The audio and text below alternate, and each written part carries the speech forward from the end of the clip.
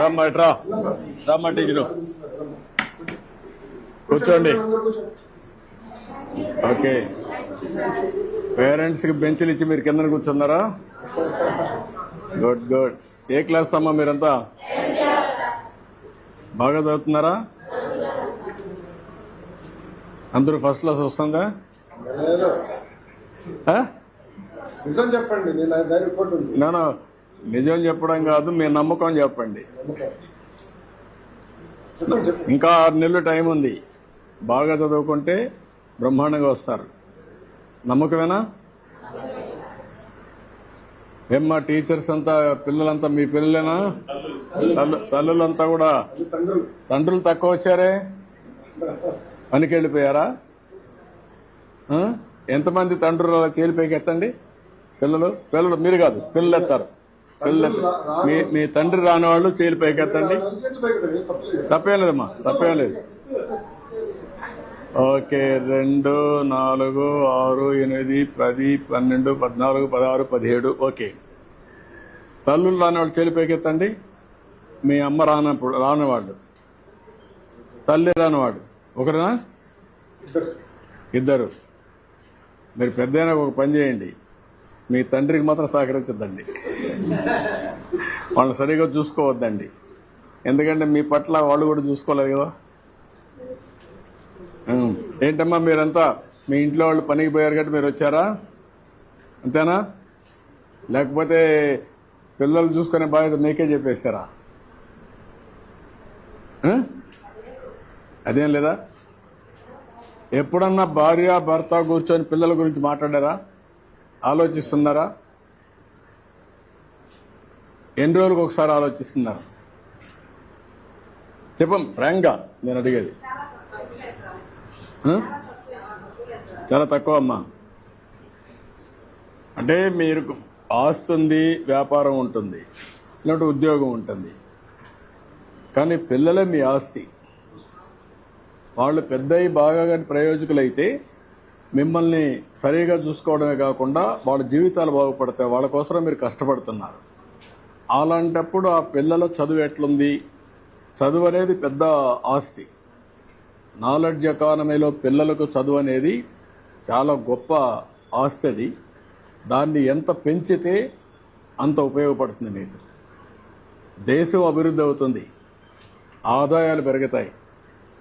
ఆ ఆదాయం, పెరిగిన ఆదాయం మీ కుటుంబానికి రావాలంటే, మీ పిల్లలకు రావాలంటే చదువు చాలా ముఖ్యం. అందుకనే ఈరోజు లోకేష్ గారి ఆధ్వర్యంలో ఫస్ట్ టైం దేశంలోనే మెగా పెద్ద ఎత్తున తల్లిదండ్రుల సమావేశం పెట్టాడు. కనీసం మీలో ఒక ఆలోచన విధానాన్ని మార్పు తీసుకురావడానికి, మీ పిల్లల్ని పెంచి పోషించడమే కాకుండా వాళ్ళ మీద ఖర్చు పెట్టడమే కాకుండా ప్రయోజకులు చేయడం మీ బాధ్యత. ఆ ప్రయోజకులు చేయాలంటే బాగా చదివించాలి. ఆ చదివించాలంటే ఈ స్కూల్కి వచ్చినప్పుడు ఏం చేస్తున్నారో కూడా మీకు తెలిస్తే దానివల్ల మీ పిల్లలు కూడా సహకరిస్తారు టీచర్స్కి. వాళ్ళు చిన్నపిల్లలు కాబట్టి వాళ్ళకి తెలియదు. ఇప్పుడు బాగా చదువుకుంటే వాళ్ళ జీవితాలు బాగుపడతాయి. దానికోసం పెట్టాం.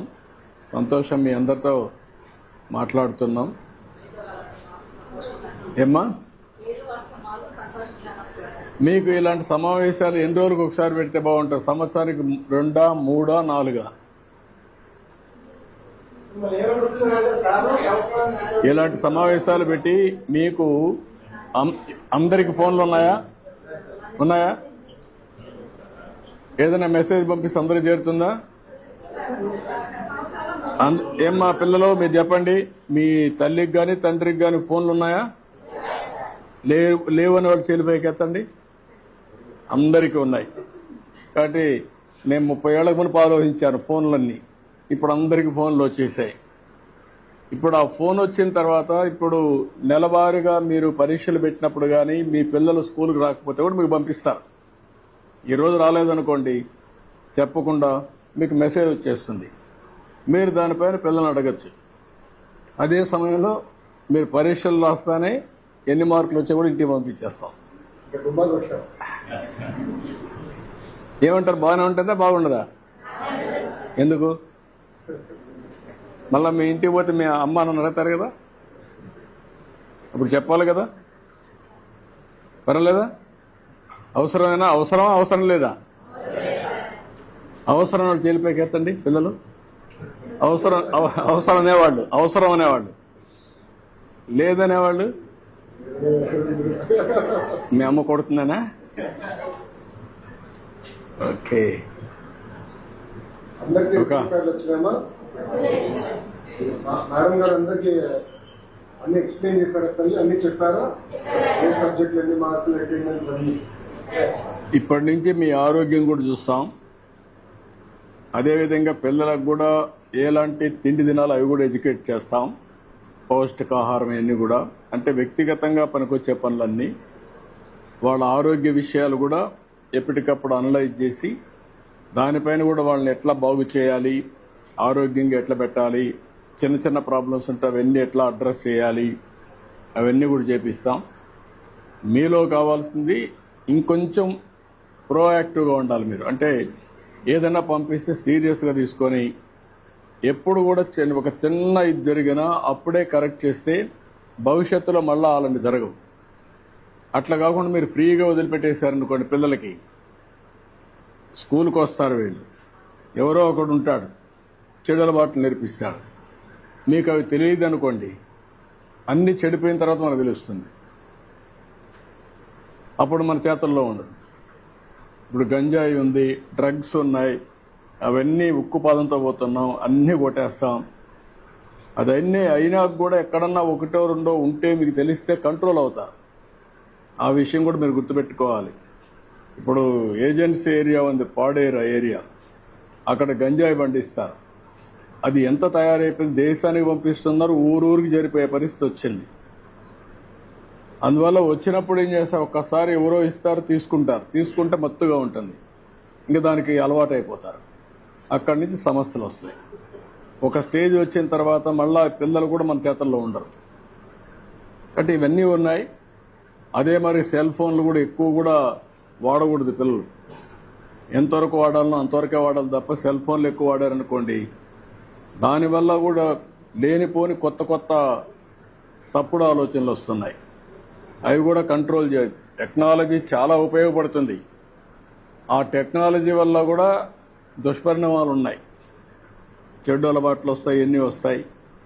వీళ్ళ భవిష్యత్తు బాగుండాలి, దానికోసం నేను ఆలోచిస్తున్నా. ఇవన్నీ మీరు కూడా ఏం చేయాలో ఆలోచించండి. మనం మాట్లాడదాం, ఎప్పటికప్పుడు మీతో మాట్లాడతాం.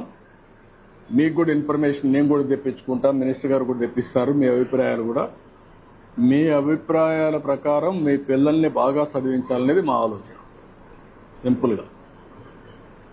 ఓకే, రండి మీటింగ్లు పోదాం. మీరందరూ అక్కడ కూర్చోండి. సార్ అక్కడ నుంచి ఫోటో కూడా సార్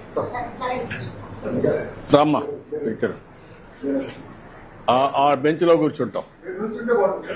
లేదు, కూర్చుంటాం.